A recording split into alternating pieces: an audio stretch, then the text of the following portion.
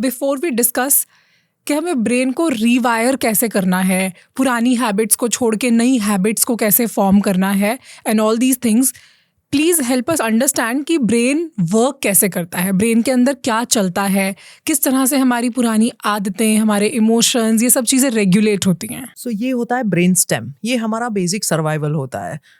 We are breathing, our heart is beating, everything is happening from the brainstem. Then if we go here somewhere middle में limbic system या emotional system होता है.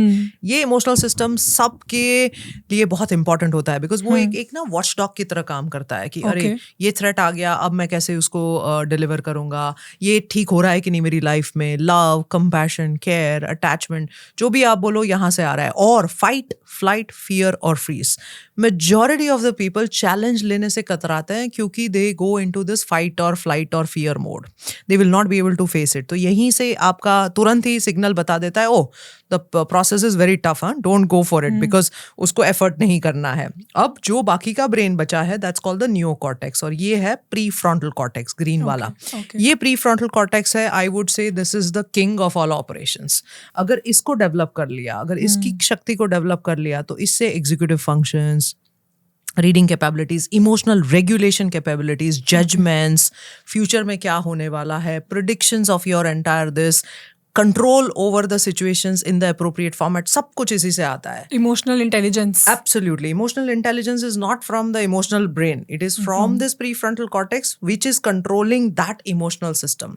अब ये emotional system जो होती है ना, वो ऑटोमेटिक होती है. कोई भी थ्रेट आया और तुरंत रिएक्शन हो गया. उसका जो किंग पिन होता है वो है amygdala. So amygdala is always like a little thing which is it's always active. अगर गार्ड होता है तो वो कैसे एकदम इधर उधर करता है, चौकी भाई कोई ना जाए. तो amygdala is always like that. It's always hyper aroused.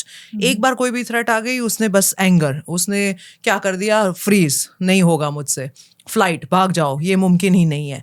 अब जो लोग इसको काबू कर लेते हैं, जिसको हम EQ, आपने राइट बताया कि इमोशनल क्वोशंट जिसका बेटर होता है, वो फाइट करते हैं, उस सिचुएशन से लड़ते हैं, उस सिचुएशन का सामना करते हैं, उसके ऊपर काम करते हैं और फिर सक्सेस की तरफ जाते हैं.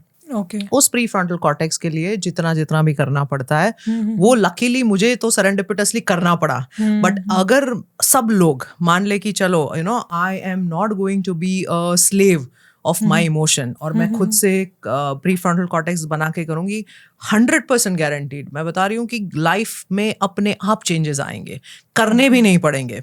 जो हम सक्सेस की बात करते हैं ना, सक्सेस को चेज नहीं करना होता है, आपकी कैपेबिलिटी को चेज करना होता है. Success is a by product of those capabilities you built in.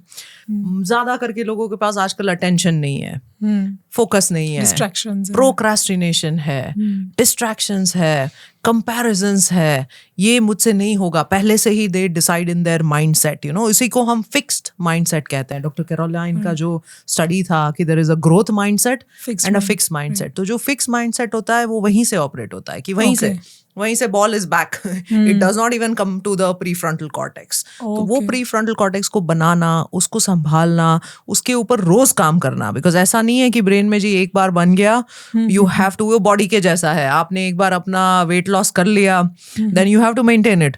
So there are some activities जिससे आपको उसको मेंटेन भी करना पड़ता है. Okay, so now we exactly know how the brain works. Functioning कैसे, ये समझ में आ गया.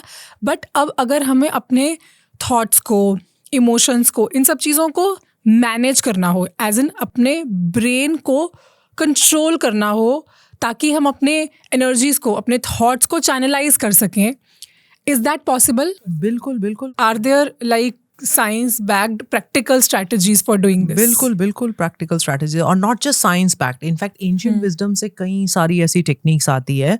अब नॉर्मल सी बात करें, पुराने जमाने के जो ऋषिज वगैरह थे, आपने कौन सी यूनिवर्सिटी में उनको जाते हुए देखा था?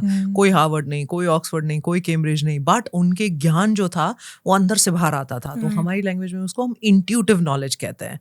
तो हम जो पढ़ के करते हैं उसको हम इंटेलेक्चुअल नॉलेज कहते हैं. तो अगर हमें उसके पावर्स को एक्सप्रेस करना है, अगर हमें उसके पावर को निकालना है, तो कहीं ना कहीं intuitive knowledge is very important, intuition is very important, creativity of a different kind is very important. तो उसके लिए क्या करना पड़ता है? A is awareness, B is breathing, C is concentration exercises, D is diet, E is emotional regulation practices. So ये सारा ABCD आपने कर लिया, then life is sorted. And पहले इनिशियली कोई भी चीज में एफर्ट लगता है, अरे अब मैं बैठी हूँ जी, मुझे अब ब्रीदिंग करना है, बैठ के, लेकिन एंड पीपल थिंक दे अरे मुझे 50 मिनट 5 मिनट इसमें 25 मिनट इसमें निकालने पड़ेंगे, but it's not that complex. अगर आप इफ यू आर डिटर्मिन्ड तो कोई भी प्रैक्टिस में आप उसको घुसा सकते हो. फॉर एग्जाम्पल, मैं ईमेल करती हूँ, I do my ujjayi. Ujjayi breathing is a simple breathing, it's a palate breathing. आपने नॉर्मल यहाँ से शिफ्ट करके पैलेट में शिफ्ट कर लिया. तो मैंने तो this is called association, habit stacking. What you sink in will link in. तो आप धीरे धीरे करके वो करते जाओ. तो जैसे ही ईमेल हो गया, automatic my brain has a command कि चलो भाई अब उज्जयी ब्रीदिंग शुरू हो गया. जैसे ही मैं कार में बैठती हूँ, सीधा the moment I sit in, my eyes close, meditation का टाइम शुरू हो गया.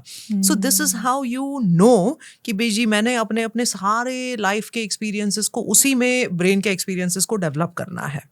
And it's not that difficult as what people think, because when we interviewed these successful people, everybody spoke about कि मेरा ये रिचुअल है, मेरा ये रिचुअल है. और जैसे उन्होंने रिचुअल कहना शुरू कर दिया, तो मेरे दिमाग में एक ख्याल आया, तो फिर हैबिट क्या होता है, रूटीन क्या होता है, और रिचुअल क्या होता है.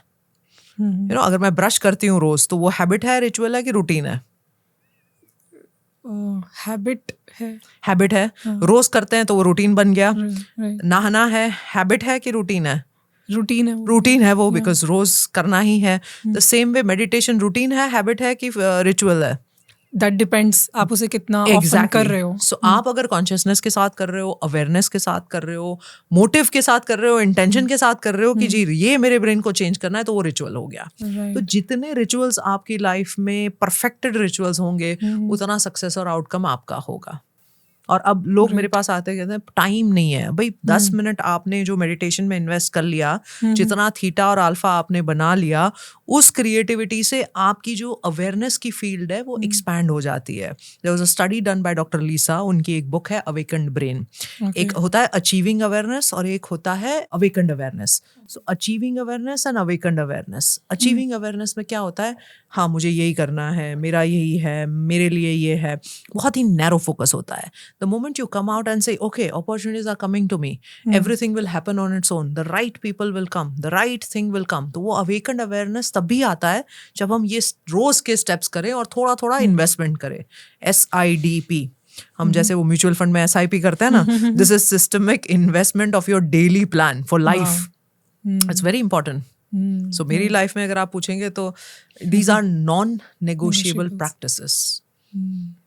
तो किस तरह से एक टोटली ऐसी चीज़ को जो आप नहीं करते हो, कैसे आपने पहले उसको सबसे पहले हैबिट बनाना है, फिर रूटीन और रिचुअल तक लेकर जाना है. Absolutely. And that's how you build new habits or build new routine. Correct. I think a lot of us struggle with forming new routine. बोलते ना ये मेरे रूटीन में नहीं आ पा रहा, ये मेरे रूटीन में फिट नहीं हो रहा, और फिर खत्म.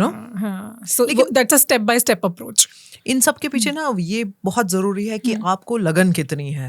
आर यू रियली डेस्परेशन कितनी है, कितना डेस्परेशन है, कितना that fire is very important. अगर वो है और थोड़ा सा इन्वेस्टमेंट, देखो कोई भी चीज इनिशियली टफ ही होने वाली है. आप पूरी ब्रेन की वायरिंग की बात कर रहे हो. एंड इसीलिए मैं बहुत ज्यादा मोटिवेशन की फैन नहीं हूँ कि देखो मोटिवेशन आपको खाली दरवाजे तक लेके जाएगा, उसके बाद फिर से आप यू जैसे थे वैसे हो जाओगे. अनलेस एंड अनटिल आप पूरे फिजियोलॉजी को चेंज नहीं करते हो, प्रैक्टिस नहीं करते हो, कोई फायदा नहीं है.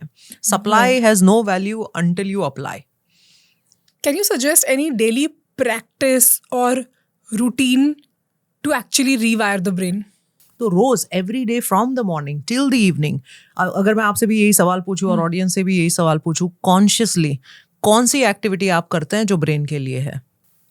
आप मुझे बोलेंगे वॉकिंग, चलो बाय प्रोडक्ट वॉकिंग में थोड़ी बहुत BDNF और वो प्रोड्यूस होता है, लेकिन मैं अभी बैठी हूँ कि जी नहीं जी मुझे तो मेरे ब्रेन के लिए काम करना है. क्या करते हैं हम? मैं पर्सनली मेडिटेशन करती हूँ या डीप ब्रीदिंग करती हूँ. परफेक्ट. सो डीप ब्रीदिंग क्या करता है आपके सिस्टम में? मेरे ब्रेन को फोकस करने में हेल्प करता है. मेरी ब्रेथ के ऊपर मेरा एंटायर फोकस चला जाता है फॉर दोज 5-10 मिनट्स जब तक मैं उसे कर रही हूँ. सो फिर से थोड़ा सा और एनाटॉमी समझते हैं, क्योंकि बड़ा इंटरेस्टिंग है कि उसी हिसाब से आप ब्रेन की रोजमर्रा की जिंदगी में आप उसको डेवलप करने के लिए एफर्ट्स ले सकते हैं. तो ब्रेन के अंदर में जो वेव्स होते हैं उसको हम EEG, इलेक्ट्रोएन्सेफेलोग्राम से मेजर कर सकते हैं. जैसे ECG होता है वैसे EEG होता है. तो ब्रेन में 5 different types of brain waves होते हैं. जब हम पीक परफॉर्मेंस भी स्टडी करते हैं तो हम उसका पावर लेते हैं, उसकी क्षमता स्टडी करते हैं, उसका कितना ड्यूरेशन आता है, वो सब स्टडी करते हैं. तो when I am active, you are active, you are listening to me, सब लोग एक दूसरे को सुन रहे हैं, तो वो बीटा, हाई फंक्शनिंग बीटा होता है. ओके. जब मैंने जैसे ही आईज क्लोज कर दी तो स्लो फंक्शनिंग अल्फा आता है. ओके. जैसे ही मैं थोड़ा सा डीपर जाऊं, जो आपने कहा मेडिटेशन, उसमें थीटा आता है और स्लो होता है. एंड जैसे ही मैं सो जाऊं तो डेल्टा आता है.